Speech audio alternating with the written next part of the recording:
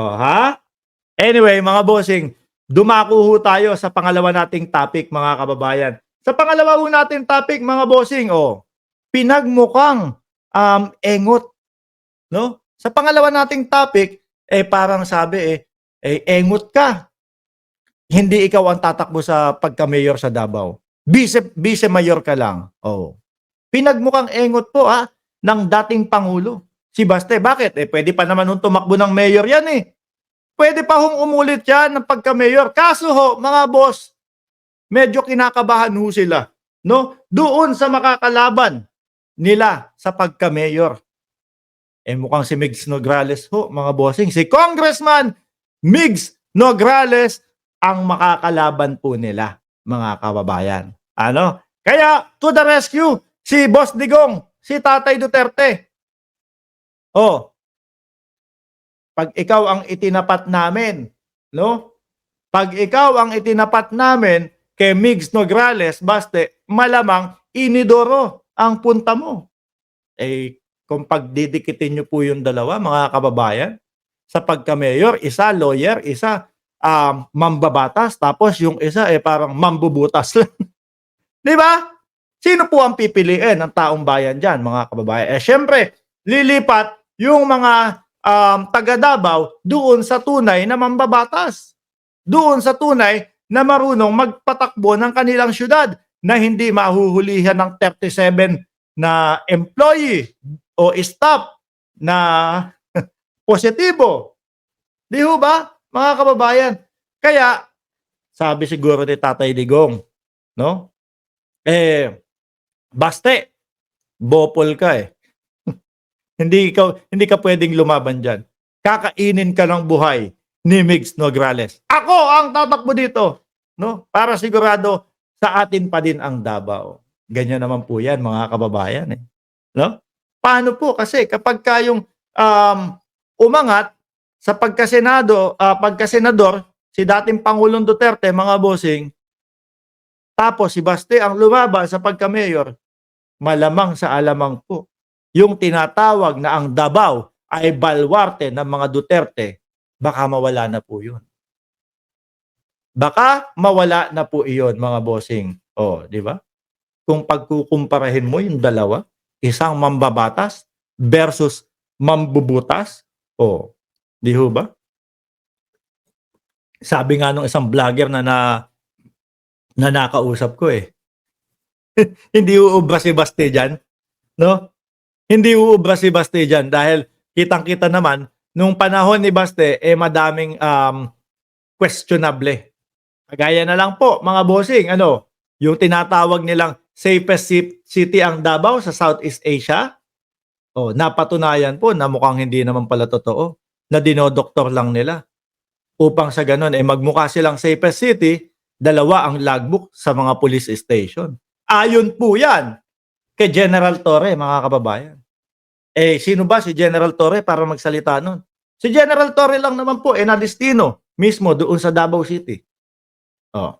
Kaya nakita niya yan. Yung mga pulis doon na nakatalaga, hindi daw po magising ng alas 5 ng madaling araw. Ibig sabihin nun, lousy sila.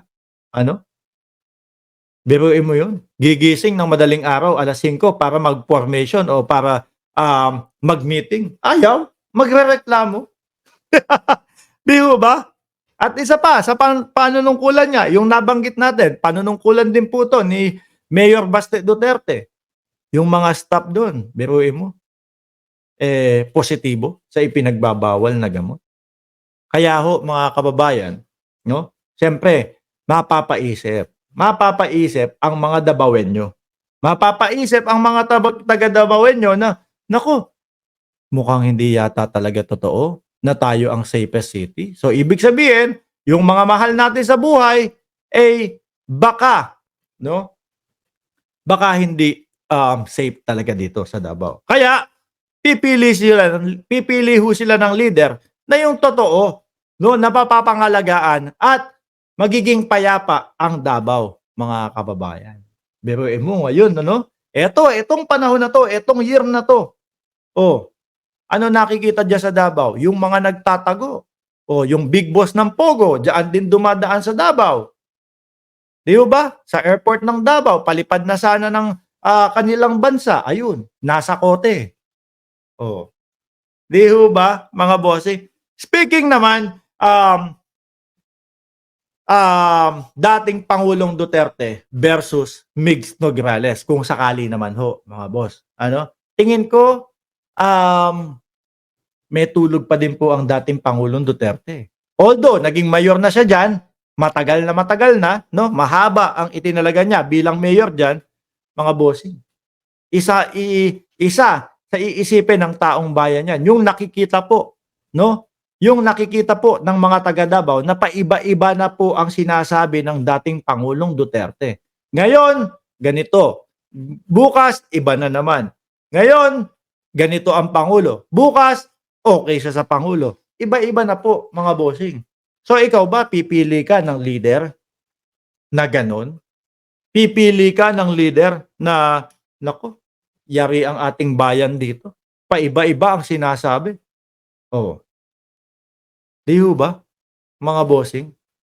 Kayo po, dyan, sa Davao, kayo po ang makakasagot dyan. Pero isa lang po ang nakikita ko, mga bossing. Kung si Baste, ilalampaso to ni Migs Nograles, ni Congressman Migs Nograles. Yung pagkakaupo o yung pagtakbo ng dating Pangulo doon sa mismong posisyon ni Baste Duterte bilang mayor na meron pa naman siyang ilang termino, parang pagsabi na sa atin yan, Bob si Baste, hindi kakayanin, no? Si Migs Nograles, kaya ako ang tatakbo. Di ba? Kapag hindi pa ginawa ng dating Pangulong Duterte yan, baka po yung tinatawag na Davao, baluarte ng Duterte, baka mawala na po yun, mga bossing. So yan na lang po ang pinakakaingat-ingatan nila, mga boss. Isa pa sa nakikita ko dito, siyempre, importante din na may power siya ngayon. No? Bakit ho?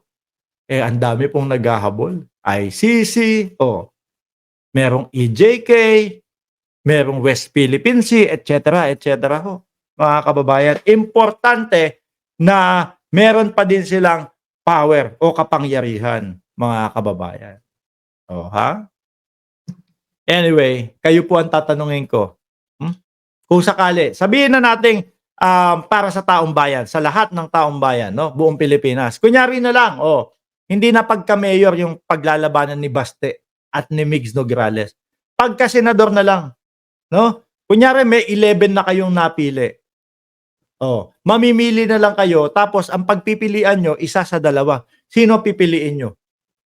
Para kasama lahat, para hindi lang taga Davao. Sino pipiliin nyo? Ako po, walang iba, syempre. Migs Nograles, mga bossing. Pag pinagtapat mo yung dalawa, isang mukhang tambay sa kanto at isang mambabatas. Totoong mambabatas. Ayan ho mga kababayan, binibigyan ko na kayo ng tip dyan. Baka kung sino-sino pa o baka kailan kaya magpa-file ng Certificate of Candidacy si Atty. Migs Nograles. Yan po ang aabangan natin, no? Sana magtuloy-tuloy si Atty. Migs Nograles. Para naman siguro mabago, no? Para naman yung mga sinasabi na ano tawag doon? Tipo bang dinodoktor o mabago 'yun. Maging totoong safest place, no? In Southeast Asia. Hindi yung gawa-gawa lang. Hindi yung doktoran lang po. Di ba? Yun ang tunay na tawag dito, pamumuno. Hindi yung gawa-gawa. Ikaw, kunyari, ako mayor o kung sino man, etc. na ganito, kailangan magmukha tayong safe sa buong Southeast Asia. Biruin mo, lagpasan pa ang Singapore, mga kababayan. Ilang taon akong tumira ho dyan sa Singapore, mga bossing. 6 na taon, 7 taon ako tumira dyan. Napaka-safe po, mga kababayan. Nalagpasan pa nila yon. Yung pala, mabuti, napunta ho doon si General Torre, mga kababayan. Nalaman yung lahat-lahat. Nalaman kung ano talaga ang katotohanan. O, di ba? O, ganyan lang ho yan, mga kababayan. O, siyempre, para magmuka na malinis dito sa Davao, okay dito sa Davao, doktorin natin. Hindi ho ako ang nagpaparatang niyan at hindi ako mismong may sabi niyan. Galing po yan kay General Torre na mismong siya ay nadestino sa Davao. Oh.